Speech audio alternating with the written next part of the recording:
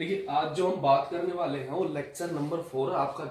जो बहुलक चल रहा था, बहुलक में सबसे पहले हमने जो फर्स्ट लेक्चर में जो पढ़ा, बहुलक की इंट्रोडक्शन किया था, उसके अगर बात करें वर्गीकरण की बात की थी। लेक्चर 2 में अगर बात करें बहुलीकीकरण की विधियां पढ़ी थी।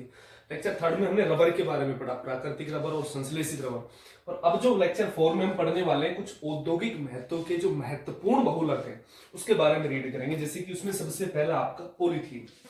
आपको पता इंडस्ट्रियल यूजेस के बेसिस पे पॉलीथीन का बहुत ज्यादा यूज है। जो प्लास्टिक आपके आते हैं, बोटल्स होती है, ये भी पॉलीथीन होते हैं, चिप्स के पैकेट है, जो भी चीजें होती है सारी पॉलीथीन में आती है। अब पॉलीथीन भी दो टाइप की होती है, एक तो निम्न घनत्व वाली पॉलीथीन, दूसरी जो होती है उच्च घनत्व वाली पॉलीथीन। इसको शॉर्ट फॉर्म में एलडीपीई बोलते हैं, लो डेंसिटी पॉलीथीन। इसको हाई डेंसिटी बोलते हैं, हाई डेंसिटी पॉलीथीन। दोनों में डिफरेंस क्या होता है? एक सॉफ्ट नेचर की होती है, हार्ड नेचर की होती है। एक मतलब बात करें सॉफ्ट मुलायम तरीके से होती है, एक थोड़ी सी मजबूत होती है।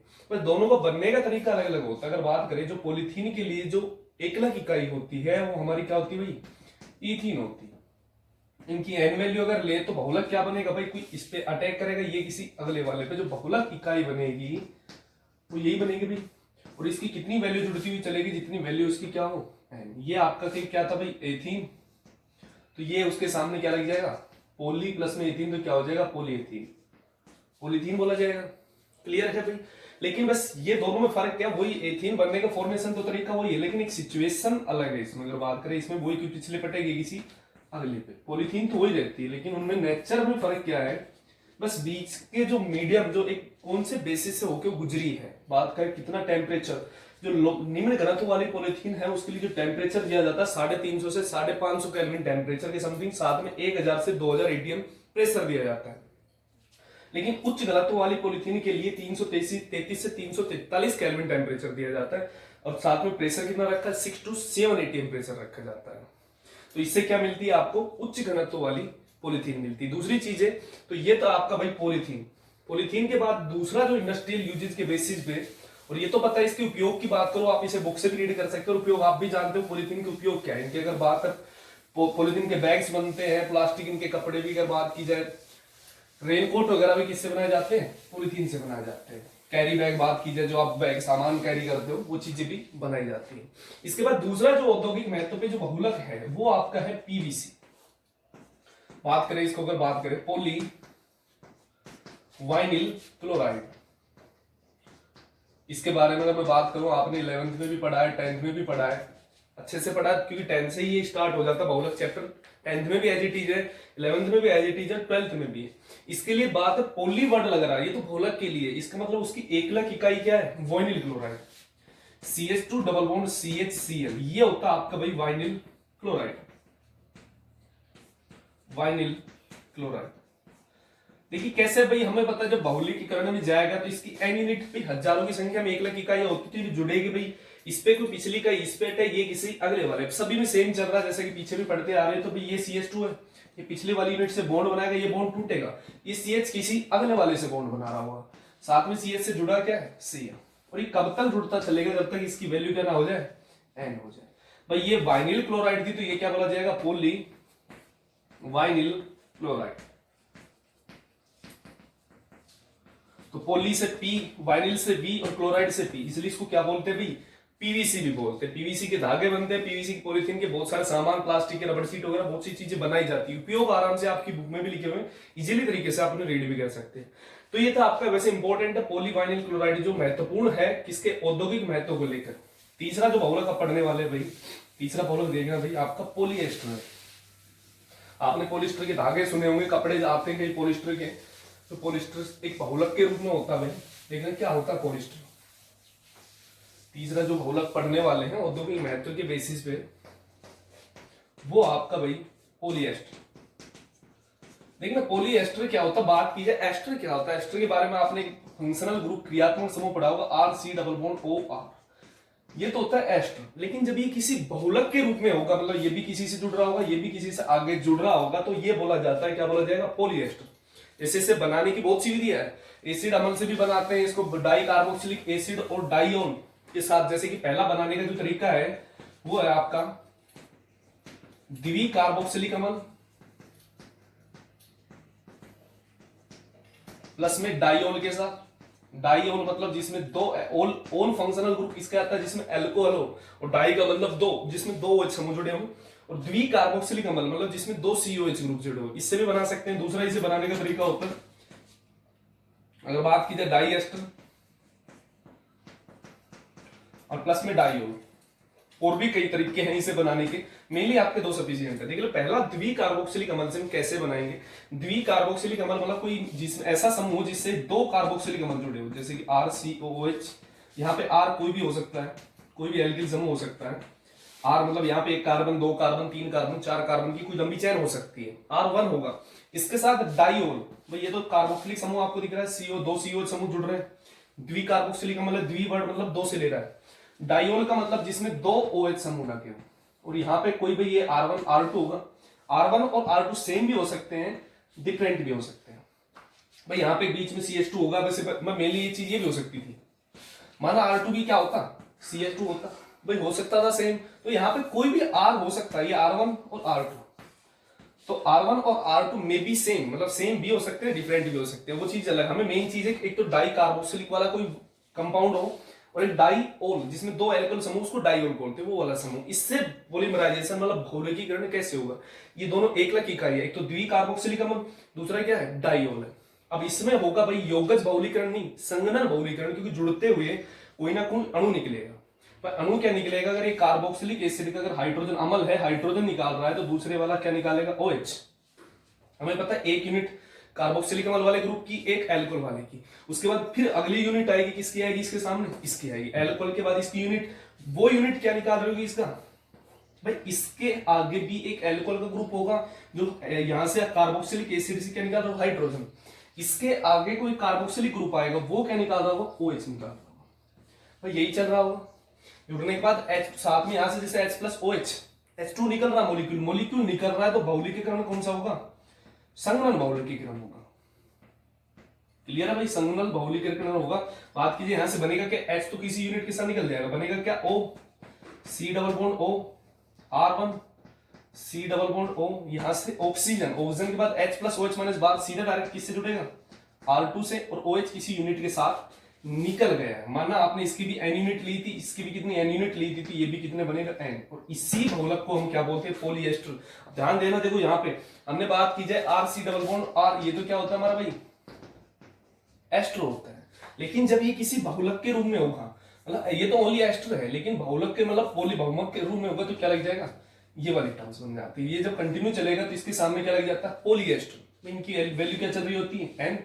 अब देखिए सेम यहाँ पे देखो RC डबल बॉन्ड OR दिख रहा है, सेम यूनिट। तो ये यूनिट आपको दिख रही होगी शायद।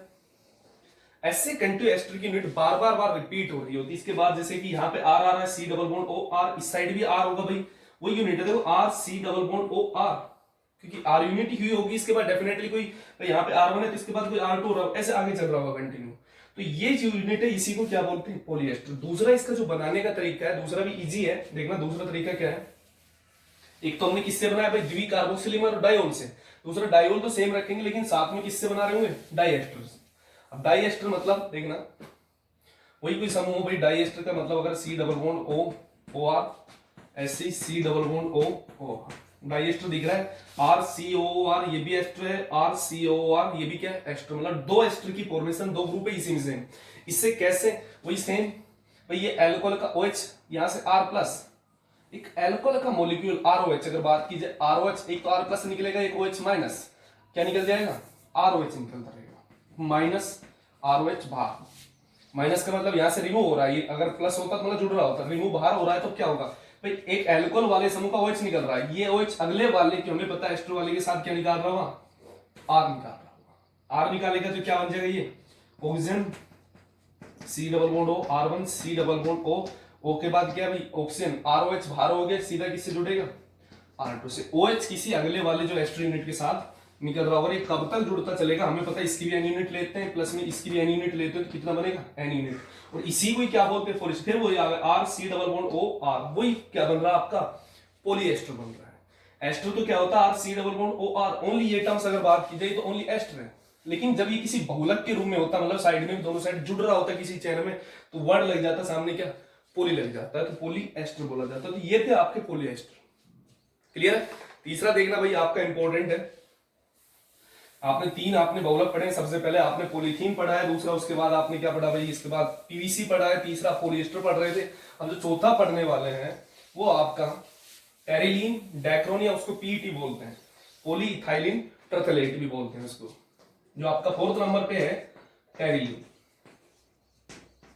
इसको दूसरा डैक्रोन भी बोलते हैं, या इसको पीईटी भी बोलते हैं, पॉलीइथाइलिन टरफेथलेट भी बोलते हैं इसको। तो तीनों नेम इसी के हैं, किसी भी नाम से पूछ सकता है। ये पहले भी एक बार आ चुका है। इसमें होता है क्या है, एक तो आपके साथ, एक तो अगर बात की जाए टरफेथलेट की यूनिट होती है, ये तो आपका टरफेथलेट है भाई, टरफेलिक एसिड जिसे कहते हैं। साथ में इथाइलिन ग्लाइकोल, इथाइलिन ग्लाइकोल की दोनों यूनिट होती है। जब ये जुड़ती है भाई अलग अलग, इसमें भाई जब सिर्फ फंक्शनल ग्रुप वाली टर्म्स है तो सिर्फ संघनन बहुलीकरण होता है, कुछ ना कुछ मिल निकलता है। यहाँ पे कार्बोक्सिलिक का हाइड्रोजन, तो वहां से अल्कोहल का क्या निकलेगा, OH। इसके बाद हमें पता है कि OH के बाद इसकी सेम यूनिट फिर आ रही, रिपीट हो रही, क्योंकि इनकी संख्या कितनी होती थी, N यूनिट इनकी, N यूनिट इनकी, एक यूनिट इसकी आती, फिर एक इसकी, फिर वापिस एक इसकी, फिर इसकी, ऐसे सीक्वेंस बाई सीक्वेंस चल रहा होता है। अब ये इस साइड से H निकाला, उधर से OH। अब ये OH के बाद हमें पता है इसका क्या निकाल रही होगी, H निकाल रही होगी, आगे वाला जो इसकी यूनिट आएगी क्या निकाल रही होगी, इसका OH। अब जुड़ने के बाद क्या बनेगा देखना, यहां से H तो जा चुका पिछली वाली यूनिट के साथ, O, C double bond O, double bond O, ये ऑक्सीजन अब डायरेक्ट किससे जुड़ेगा, इस CH2 से, CH2 से OH निकल चुका किसी अगले वाली यूनिट से। कब तक जुड़ता चलेगा, यहां से भाई एक तो देखो H प्लस OH तो निकल गया, तो यहाँ क्या निकल जाएगा -H2, साथ में कब तक जुड़ता चलेगा, जब तक इसकी कितनी यूनिट ना जुड़ जाए। बस इसी को क्या बोलते हैं आपका टेरिलीन डैक्रोन सॉरी या पीईटी बोलते हैं। क्लियर है। कई बार ये ऐसे भी लिखा हो सकता है, वहां पे आपको घबराने की जरूरत नहीं है, उससे कुछ फर्क नहीं पड़ता। देखना एक बार, जैसे मैंने अभी इथाइलिन ग्लाइकोल पीछे लिखा था, कई जगह आपको आगे दे रखा, उससे कुछ फर्क नहीं पड़ता, चाहे उसको आगे जोड़ लो, जुड़ने का वे आपका सही होना चाहिए। ऐसे भी लिखा हो सकता है, उससे कुछ फर्क नहीं पड़ेगा, आपको कोई गलत नहीं समझना। कभी बुक में ऐसा लिखा हो आप उसे काट रहे हो, वो वे गलत हो जाएगा। देखें इसमें फिर कुछ नहीं भाई, हमने अब इथाइलिन ग्लाइकोल आगे ले लिया, टरफेलिक एसिड खा ले लिया, पीछे ले लिया, कुछ नहीं वही सेम। अगर इसका H तो इसका OH बाहर, इसका OH पिछले वाले हमें पता है कि एसिडिक वाले H से जा रहा होगा, अगली यूनिट ऐसे निकल रही, तो जुड़ने के बाद क्या हो जाएगी, OH तो जा चुका है, CH2, उसके बाद क्या आएगा, ऑक्सीजन डबल बॉन्ड O, और ये जब कब तक जुड़ता चलेगा, जब दोनों की यूनिट कितना ना हो जाए। ये दोनों ही चीजें सेम है, आप इसको आगे लिखते हो पीछे निकलते हो, साथ में हमें यूनिट जो निकालनी है वो -H2 निकालनी। पहले तो ये ध्यान में रखना होता है कि इसके आगे भाई टरफेलिक आएगा, तो इस एल्कोहल वाले ग्रुप का कौन सा ग्रुप लेके जाएगा भाई। यहां से हम एक साइड से हम H निकालना शुरू कर दिया, तो इसका OH निकाल रहे होंगे, उससे कोई फर्क, अगर इसका हमने अगर OH H निकाल रहे होंगे तो इसका H निकालते भाई, इसका अगर हमने हाइड्रोजन निकाला, ऐसा भी आप कर सकते हो, अगर H निकाला तो इसका OH निकालते हुए चलोगे। ऐसे सीक्वेंस बाई ऐसे ही लिखना होता है इसको। क्लियर है। तो ये आपने भी पढ़ा टेरिलीन या डैक्रोन। इसके बाद जो आपका इंपॉर्टेंट आता देखना भाई, आपके नाइलॉन्स आते हैं। नाइलॉन भी बहुत इंपॉर्टेंट टॉपिक है, नाइलॉन से सवाल बनने के पूरे चांसेस होते हैं। नाइलॉन हो या बैकलाइट हो, इन दोनों चीजों से ज्यादा चांसेस होते हैं आरबीएससी के एग्जाम आने। दोनों पैटर्न यहां से सबसे ज्यादा उठाता है। आपकी बात आती 5वें नंबर पे आता है नाइलॉन 6। नाइलॉन 6 क्या होते हैं, वास्तव में पॉलीएमाइड होते हैं। पॉलीएमाइड की बात करें, आपने एक एमाइड फंक्शनल ग्रुप देखा होगा, क्रियात्मक समूह ये होता है। ये तो ओनली एमाइड है, लेकिन जब ये किसी अगर बात करें बहुलक के रूप में होगा, तो यहां से हाइड्रोजन की वैलेंसी पूरी रखनी होती है, हाइड्रोजन हट के क्या बन रहा होगा, ये यूनिट ऐसे चल रही हो, इसको बोलते हैं पॉलीएमाइड। जब किसी भी बहुलक में ये पॉलीएमाइड की यूनिट होती है, तो उस चीज को बोलते हैं नाइलॉन। कोई भी बहुलक हो जिसमें ये वाली यूनिट मिलती है, उसको नाइलॉन बोलते हैं। अब बात आती है पीछे 6 का मतलब क्या है। 6 का मतलब क्या होता है कि उसकी 1,00,000 इकाई में कितने नंबर ऑफ कार्बन है, मतलब कितने कार्बन की संख्या है, वो पीछे लिखा जाता है। जैसे कि नाइलॉन 6 बनाने के लिए हमें चाहिए होता है एप्सिलॉन कैप्रोलेक्टम। देखिए कैप्रोलेक्टम क्या होता है, एक एप्सिलॉन वर्ड लगा होता है, उसका मतलब भी बताते हैं। यहाँ पे नाइट्रोजन उससे जुड़ा होता है, H जुड़ा होता है, ये होता है एप्सिलॉन कैप्रोलेक्टम। एक कैप्रोलेक्टम होता है, कैप्रोलेक्टोन होता है, आगे आएगा एक एलजीएम में, बाद में बात करेंगे उसके बारे में कि कैप्रोलेक्टम और एप्सिलॉन का मतलब क्या होता है। इस चीज का एप्सिलॉन का मतलब भी समझाते हैं, इसका हाइड्रोलाइसिस करते हैं, मतलब जल अपघटन करते हैं। जल अपघटन का मतलब इसके साथ क्या कनेक्ट होकर जाएगा, एक तो H+ और एक क्या होकर जाएगा, OH- होकर जाएगा। अब यहां से पोलर बॉन्ड है भाई, यहां पर अगर बात करो, यहाँ पे कार्बन हमें पता है, यहाँ पे क्या भाई एक CH2 है, यहाँ पे बात की जाए एक CH2 है, यहाँ पे भी क्या है एक CH2 और CH2, 7 मेंबर अगर सब बात करें 7 वाले की एक रिंग है। अब इसमें अगर सबसे पहले ये पोलरिटी का जो अटैक होगा तो सबसे ज्यादा पोलर बॉन्ड ये है, मतलब बॉन्ड यहां से टूटेगा। बात की जाए बॉन्ड के टूटने के बाद हमें पता है कार्बन कम विद्युत ऋणीय है तो इस पर क्या आएगा पॉजिटिव, नाइट्रोजन अधिक है तो इस पर क्या है माइनस। अब खुद देखिए कि H प्लस यहाँ कहां जुड़ेगा माइनस वाले टर्म्स पे, OH कहां जुड़ेगा प्लस वाले टर्म्स पे, वो क्या जाएगा देखना यहाँ पे एक तो C डबल बॉन्ड, ध्यान से देखना भाई C डबल बॉन्ड O से, मतलब यहां से कार्बन से क्या जुड़ जाएगा OH माइनस, जोड़ दिया हमने। उसके बाद क्या है भाई हमारे यहाँ पर CH2। अब बात की जाए देखना कितने CH2 भाई, 1 2 3 4 5, मैं इसको ऐसे लिख सकता हूँ लंबी चेन को बार बार ना लिखते हुए मैंने कोई उसका होल्ड वाइज कर दिया, क्या लिख दिया 5। उसके बाद क्या आया भाई NH नेगेटिव, NH नेगेटिव आया है तो साथ में क्या जुड़ गया वहां से हाइड्रोजन प्लस, वहां पे जुड़ेगा तो ये कितना हाइड्रोजन हो जाएगा। अब इसको बोलते हैं एमिनोमल, ये एमिनोमल बनता है। अब बात आती है आपका एक चैप्टर पढ़ेंगे जैव, उसमें इसके बारे में बहुत अच्छे से डिटेल है कि एमिनोमल क्या होता है। एमिनोमल क्या होता है, ऐसा कोई यौगिक हो जिसमें एक तो COH समूह भी हो तो वहां से अमल को लेते हैं, साथ में एक एमीन समूह जुड़ा हुआ, भाई ऐसा एक कंपाउंड जिसमें एमीन समूह भी हो और साथ में कार्बोक्सिलिक अम्ल भी हो उसको बोलते हैं एमिनोमल। अब यहाँ पे बात आती है एप्सिलॉन का मतलब क्या है। जब बात की जाती है आपने उसमें ये भी पढ़ोगे जैसे कि COOH ले लिया आपने, CH2 ले लिया और NH2, जो कार्बोक्सिलिक अम्ल के रेस्पेक्ट में पहला कार्बन है उसको बोलते हैं अल्फा। इसके बाद अगर बात है ये जो अमीनोमल बोला जाएगा, ये बोला जाएगा अगर उसके रेस्पेक्ट में COH के पहला कार्बन अल्फा उससे जुड़ा हुआ अगर एमीन जुड़ा हुआ तो ये बोला जाएगा अल्फा एमिनो अम्ल। ऐसे अगर बात की जाए कोई ऐसा केस होता तो अब ये बोला जाएगा भाई जो COH के ये अल्फा, इसके बाद ये वर्ड शुरू होगा इसका बीटा, ये बोला जाएगा बीटा एमिनो अम्ल। NH2 के रेस्पेक्ट में देखता कि COH के पहले कार्बन से कितनी दूरी पर वो लगा हुआ है बीटा। उसके बाद अगर तीसरा कार्बन हो तो एक गामा, अगर NH2 ऐसे जुड़ा हो तो एक गामा एमिनोमल बोला जाएगा। उसके बाद अगर ऐसे जुड़ा हो गामा के बाद एक डेल एमिनोमल बोला जाएगा, अगर NH2 यहां जुड़ा डेल एमिनोमल। उसके बाद अगर डेल के बाद अगर बात की जाए एक CH2 और तो इसके लग जाता है एप्सिलॉन एमिनोमल। एक सीक्वेंस होता है पहले अगर बात है जैसे आप नंबरिंग करते हो 1 2 3 4 5, केमिकली एक नंबरिंग ये भी होती है, पहला पोजीशन को अल्फा, दूसरी बीटा, तीसरी को गामा, चौथी को डेल और पांचवी को एप्सिलॉन बोलते हैं। तो ये वर्ड है कि एप्सिलॉन, एक एप्सिलॉन वाला, ये एप्सिलॉन फिफ्थ पोजीशन पे, इसमें 5 कार्बन, देखना अल्फा 5 कार्बन वाली चेन में अगर बात है 5 कार्बन जब आते हैं तो NH2 अल्फा नहीं सॉरी एप्सिलॉन एमिनोमल बोला जाता है, इसलिए एप्सिलॉन वर्ड यहाँ पे इसलिए यूज हो रहा होता है। क्लियर है। मेन चीज है कि एमिनोमल जो बना है इसको भी अगर बात करें इसका नया नाम और हो जाता है, इसको बोलते हैं एमिनो कैप्रोइक अम्ल। इसका एक एमिनोमल है और कैप्रोलैक्टम से बना है तो इसका एक नया नाम आ जाता है, इसको बोलते हैं भाई एमिनो कैप्रोइक अम्ल। अब इसमें बस फर्दर स्टेप इसमें इंक्लूड होता है, बस वो स्टेप पढ़ना है। कैप्रोलैक्टम से सबसे पहले हमने कौन सा बॉन्ड ब्रेक किया, इस पर प्लस आया था, इस पर माइनस आया था, प्लस माइनस को जोड़ के ये चीजें बन गई है। इससे अगर कैसे बहुलक का निर्माण कैसा होगा, मतलब नायलॉन 6 का निर्माण कैसे होगा वो देखने का।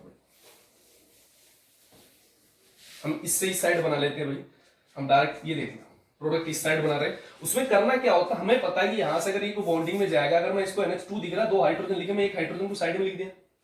अब हमें पता है कि एक साइड से H निकलेगा तो दूसरी साइड से क्या निकल रहा होगा OH निकल रहा होगा भाई। ऐसे ही सेम यूनिट अगली को इसके आगे सामने होगी, सेम ऐसी कैप्रोलैक्टम की देखना NH, और मैं इसको ऐसे लिख देता हूं NH2 को CH2 5 C double bond OH। हमें पता अगली वाली यूनिट के साथ ऐसे H लेके जा रहा हूं भाई, इसका एक H इसका OH हर बार निकल रहा होगा। तो जब सेम यूनिट आती है तो निकलने का ये केस फर्दर समझाया है कि कैसे निकलेगा। इसको अगर फर्दर अगर करें इंक्लूड तो कैसे निकलेगा देखना भाई। अगर बात की जाए उधर से OH इधर से H बनने के बाद यूनिट क्या हो जाएगी भाई, ये NH किसी आगे बॉन्ड बना रहा होगा, H निकलने के बाद ये हो जाएगा NH CH2 5 और ये क्या हो जाएगा C डबल बॉन्ड, OH किसी अगली यूनिट के साथ निकल चुका होगा। ये कब तक जुड़ता चलेगा भाई, इसकी N यूनिट है तो ये N यूनिट, इसे ही क्या बोलते हैं नायलॉन 6 बोलते हैं। जो आपका नया बहुलक बना इसी को क्या बोलते हैं नायलॉन 6 बोलते हैं।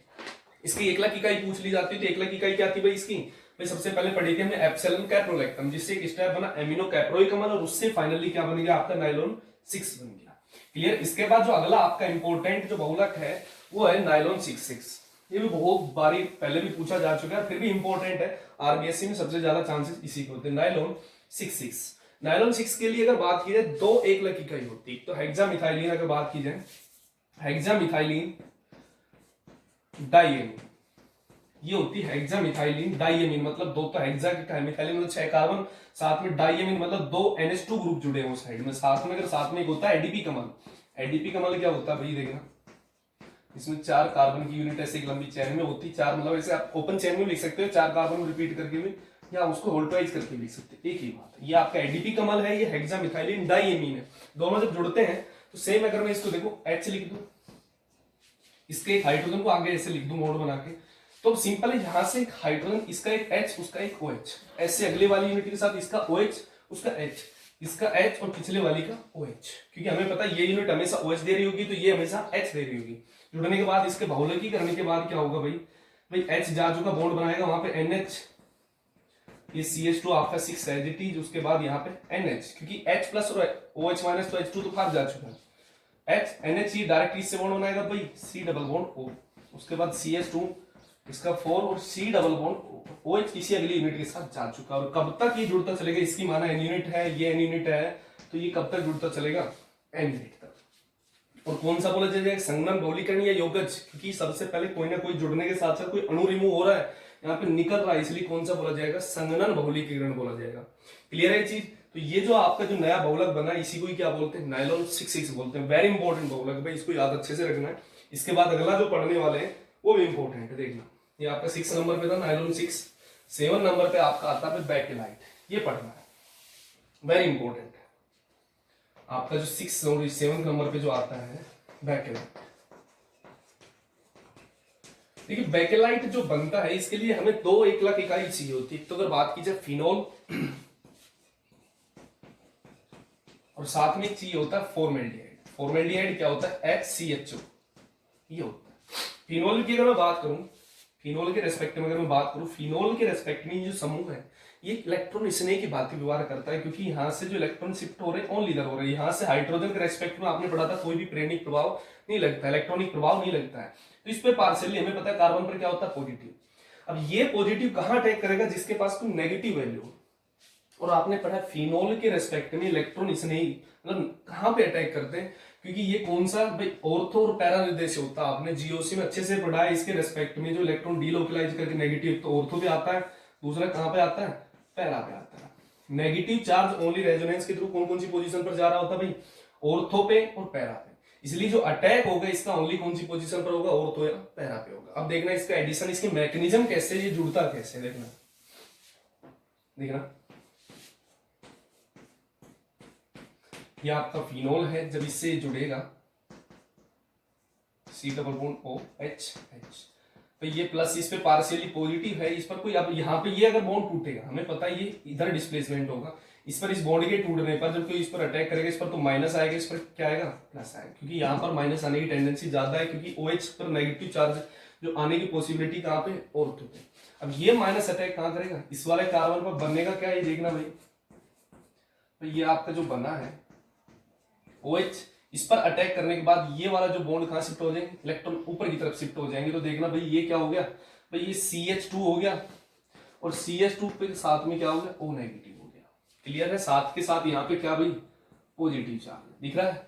अब ये इस अटैक होने से इस मोलिक्यूल की एरोमेटिसिटी मतलब बात करें डिक्रीज होगी। भाई एरोमेटिक था, अब ये एरोमेटिक नहीं रहा। और कोई भी कंपाउंड अपने आप को एरोमेटिक रखना पसंद करता है। और एरोमेटिसिटी होती क्या है, कोई भी कंपाउंड एरोमेटिक, आपने अकल के बेसिस पे आपने आराम से जीओसी पढ़ी 11th क्लास में, नहीं पढ़ी थे उस चैप्टर को दोबारा से देख सकते हो, उसका लेक्चर भी आपको मिल जाएगा।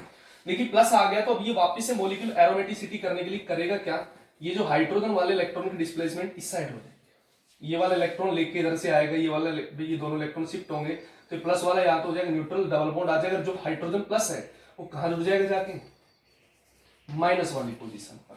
और प्रोडक्ट क्या बनेगा, एक तो ये तो ऑर्थो के रेस्पेक्ट में अटैक हुआ तब बना है, एक तो ऑर्थो प्रोडक्ट बनता है, दूसरा कौन सा प्रोडक्ट बनता है वैसे as it is para product बनता है, क्योंकि नेगेटिव कहां पे भी आ सकता है भाई। तो ये ऑर्थो अगर बात है, यहाँ पे जो ऑर्थो और बेंजिल एल्कोहल या पैरा बेंजिल एल्कोहल के रेस्पेक्ट में जो बनती है, ये दो ही केस बनते हैं। हाइड्रोक्सिल आपकी बात है टर्म से रिलेटेड है, देखना। अब इन दोनों से ही बैकलाइट बनेगी, देखना। ये तो उसकी मैकेनिज्म होगी, आपके दो प्रोडक्ट बने हैं, और तो हाइड्रोक्सी बेंजिल एल्कोहल, दूसरा एक पैरा हाइड्रोक्सी बेंजिल एल्कोहल। एक तो आपने ये बनाया OH CH2OH, प्लस में एक दूसरी चीज क्या बनी, पैरा, ये दोनों बनने के चांसेस जो होते हैं 50-50 चांस, कोई सब कितना भी बन सकता है। अब ये बनेगा क्या, अगर अकेला, एक बार टर्म्स क्या होती है, अगर अकेले ऑर्थो वाली यूनिट अगर जुड़ने शुरू हो जाती है, अकेली, जब मैं ऑर्थो की बात कर रहा हूं, अकेली ऑर्थो यूनिट जब जुड़नी शुरू हो जाती है तब क्या होता है देखना भाई, ये कैसे जुड़ती है।